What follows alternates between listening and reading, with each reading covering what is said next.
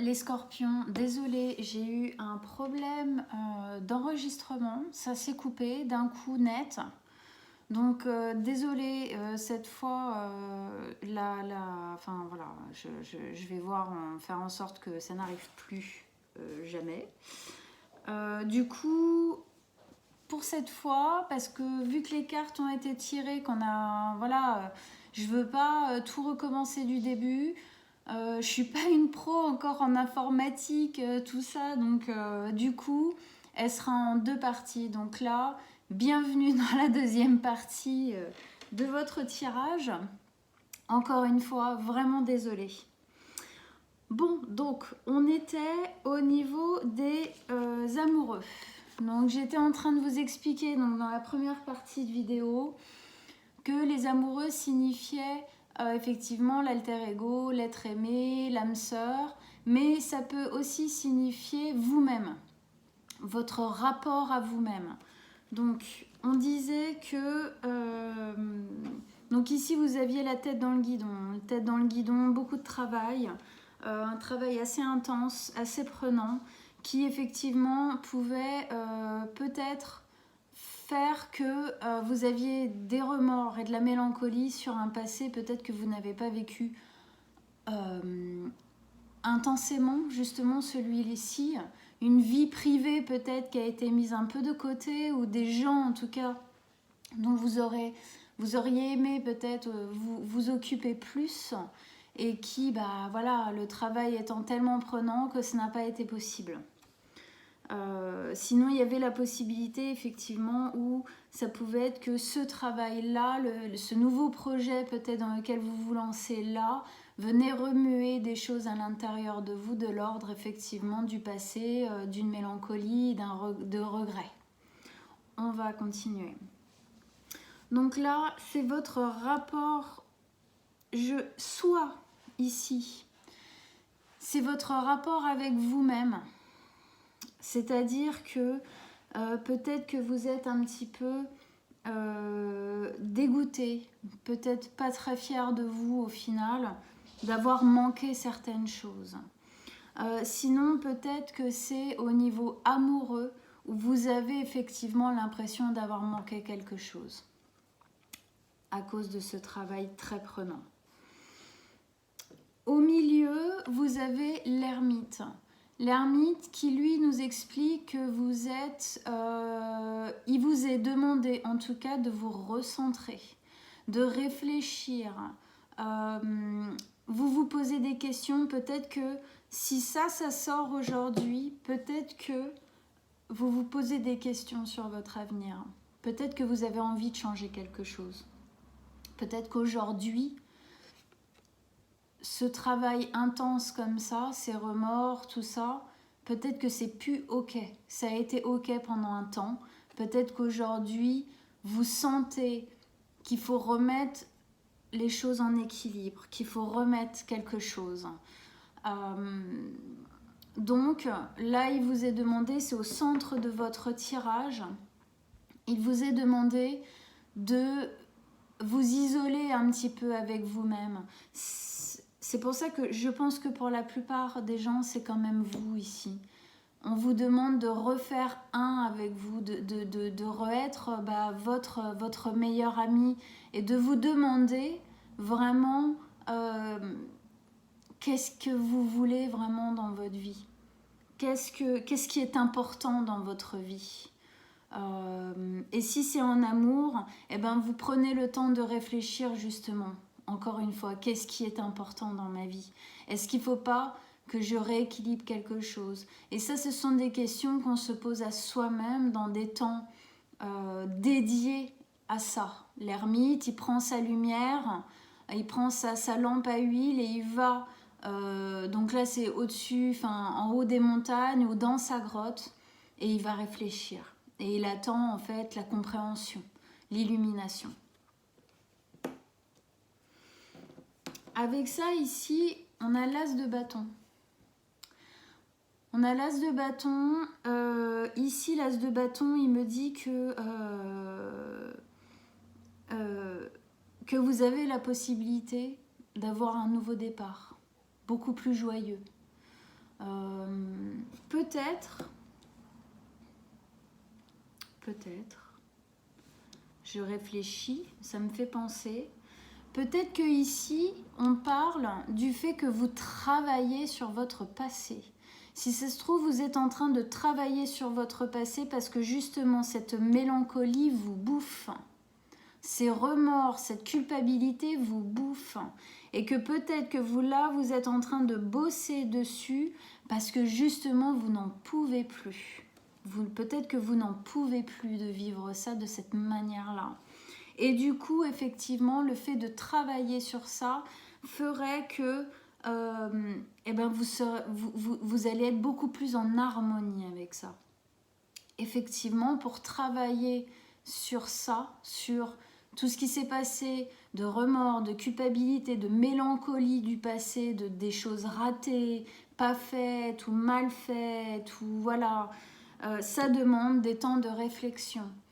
Et au sorti de ce temps de réflexion, de ce temps de remise en équilibre des choses, de peut-être se dire ok, je travaille à guérir ça, je travaille à me séparer un peu de ça, je refais un avec moi, je veux être mon meilleur ami. Cette réflexion peut-être peut vous amener à un nouveau départ beaucoup plus joyeux avec l'as de bâton. À voir, vous me direz selon votre vécu si voilà, de quel côté ça parle. Ça peut être les deux. On continue, deuxième ligne d'énergie, ici on a la 5 de denier, le chevalier de bâton et le diable. La 5 de denier ici, elle nous parle d'une énergie difficile, une énergie lourde. Vous vous sentez rejeté, abandonné, dans la solitude. J'ai la sensation qu'il y a de la solitude. Il y a de la solitude et vous voyez, on est au-dessus des amoureux. C'est comme si, ça peut vraiment être les deux, hein, mais soit vous êtes effectivement dans un travail qui est tellement prenant qu'en fin de compte, les relations amoureuses, c'est presque impossible. Vous n'arrivez pas à les tenir. Vous n'arrivez pas à être à fond dedans, de pouvoir vous investir. Et du coup, effectivement, bah, ça fait que vous vous sentez seul, quoi. Au bout d'un moment, ça peut être pendant un temps, on s'en fiche, on se met à fond dans le boulot, puis un jour, ça manque. Un jour, ça manque, on se regarde, on regarde un peu derrière soi, on se rend compte qu'au niveau personnel, on n'a pas construit, en fait. Et que la roue, l'horloge, elle tourne, même si on est un homme. Hein. Et si c'est le travail sur vos peines, vos tristesses passées, ces tristesses passées vous ont peut-être isolé.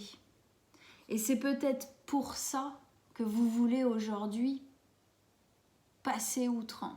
Vous voulez les dépasser. Et pour moi, vous avez envie d'avoir un nouveau départ dans l'amour. Hein, parce que l'as de bâton, c'est pas n'importe quel as. L'as de bâton, alors sur ce dessin-là, sur cette carte-là, ça se voit peu. Mais souvent, l'as de bâton, il est représenté par un énorme bâton qui est planté dans le sol, comme ça, c'est la sève qui monte, c'est une envie. Ça peut avoir, selon le tirage, une représentation un peu amoureuse, sexuelle. On va dire ça comme ça. Donc, c'est possible que vous ayez envie d'avoir un nouveau départ amoureux. Et que pour le moment, effectivement, jusqu'ici, en fait, vous vous êtes senti très seul. Ça ne veut pas dire que vous n'avez eu personne, mais à chaque fois, ça n'a pas marché. Parce qu'en fin de compte, le travail était soit trop prenant, soit c'était votre douleur qui était trop prenante. Donc en tout cas, il y a une notion de solitude et de rejet là que vous ressentez à l'intérieur de vous, au niveau amoureux, mais peut-être même au niveau de vous-même. C'est-à-dire que la sensation que bah, je me suis pas aidée, quoi. Hein. J'ai pas été mon meilleur ami et là, ça suffit, stop, c'est marre. Avec ça, on a le chevalier de bâton. Le chevalier de bâton, lui, c'est un chevalier qui est justement dans cette énergie-là. Hein. C'est-à-dire que c'est un chevalier qui aime profiter, c'est un chevalier qui aime jouir de la vie, c'est un chevalier qui est vraiment flamboyant, voilà, c'est quelqu'un qui aime profiter, qui aime être heureux, quoi, qui aime vraiment vivre sa vie pleinement. Moi, j'ai la sensation que c'est vraiment quelque chose aujourd'hui que vous voulez récupérer, vivre, hein, aller en dessous de l'ermite. L'ermite qui est justement, comme on disait tout à l'heure, cette notion de vouloir comprendre, de vouloir s'isoler, pas là dans la solitude, mais pour comprendre, pour trouver des solutions, pour se booster en fait à y aller, quoi. Et avec ça, on a le diable. C'est pas étonnant. Parce que le diable, ici, il vient nous parler de ça et peut-être même de celle-ci. C'est-à-dire que là, le diable, il vient nous dire que, ok, là, vous avez envie, effectivement, il y a une envie de changer les choses, de faire les choses différemment, mais attention, parce que si vous la guérissez pas complètement, je veux dire, si vous vous y attelez pas vraiment à cette mélancolie, attention de ne pas vous faire rattraper par vos peurs. C'est-à-dire, on va imaginer, si effectivement c'est un travail qui est très prenant et qui justement vous donne la culpabilité, le remords de ne pas avoir vécu certaines choses dans votre vie, surtout là j'ai la sensation au niveau amoureux, au niveau familial, hein, d'une construction peut-être de famille ou autre chose comme ça. Là c'est le diable qui vient parce qu'il faudra faire attention à lui qu'il ne vous repousse pas dedans. Parce que parfois, il faut bien comprendre que quand on se plonge comme ça dans un travail, c'est parce qu'on fuit quelque chose. On fuit notre vie personnelle, on fuit le fait d'avoir peut-être des responsabilités familiales, des choses comme ça. Et c'est pas un jugement, c'est une douleur. Hein. C'est une douleur qu'on a à l'intérieur de nous, c'est un traumatisme qui nous pousse à faire ça. Et donc faire attention dans cette volonté de changer les choses, parce que il y a les douleurs et les traumatismes qui ont provoqué cette tête comme ça à fond, autruche dans le travail. Faire attention que les traumatismes, que ces peurs et angoisses qui en font partie ne viennent pas vous saboter, hein, il est juste en dessous du nouveau départ, ne viennent pas saboter votre nouveau départ. Et si c'est l'autre pan, c'est-à-dire que vous travaillez intensément à guérir, à vous séparer de ces douleurs-là, que justement vous voulez un nouveau départ, et bien encore une fois, attention à ne pas écouter ce mental autodestructeur qui vient nous mettre des bâtons dans les roues, ces peurs qui sont liées à ces souffrances-là, à cette solitude-là, qu'elles ne viennent pas vous empêcher en fait de faire ce nouveau départ qui est clairement possible. Et il y a clairement une envie. Hein, voilà. Donc attention, soyez vigilants. Je pense qu'il faut vraiment pour ça prendre le temps de bien réfléchir, de guérir, de comprendre pourquoi est-ce que vous avez fait ça, pourquoi est-ce que vous avez mis ça en place dans votre vie, qu'est-ce qui s'est passé qui a fait que vous avez mis ça en place dans votre vie. C'est la compréhension qui fera monter en fin de compte en conscience les raisons et qui vous permettra de vous en séparer pour aller vers ce nouveau départ et construire quelque chose. Voilà, donc attention à lui.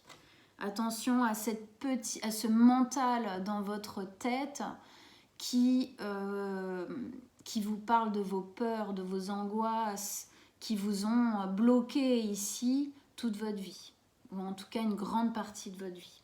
On va voir l'autre. C'est bon signe. 6 d'épée. Vous quittez quelque chose. Clairement, vous êtes en train de vous libérer de quelque chose. Là, vous avez vraiment, vraiment, vraiment une chance de changer les choses dans votre vie. On voit cette femme, elle a pris ses valises, les choses vraiment utiles, et elle part. Elle part d'une terre qui était plus ok, qui était plus fertile pour elle.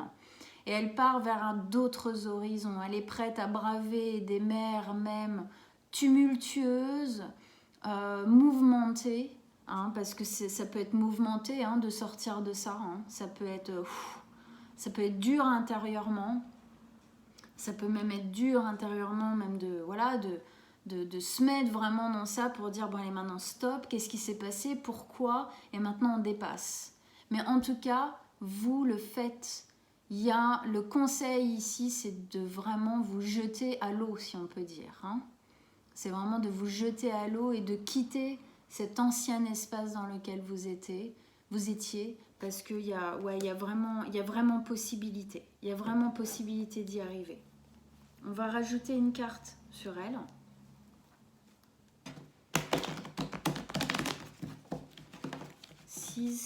D'épée, un dernier conseil, un dernier message. Qu'est-ce qui peut nous aider à comprendre?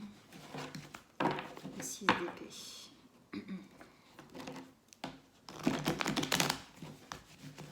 d'épée.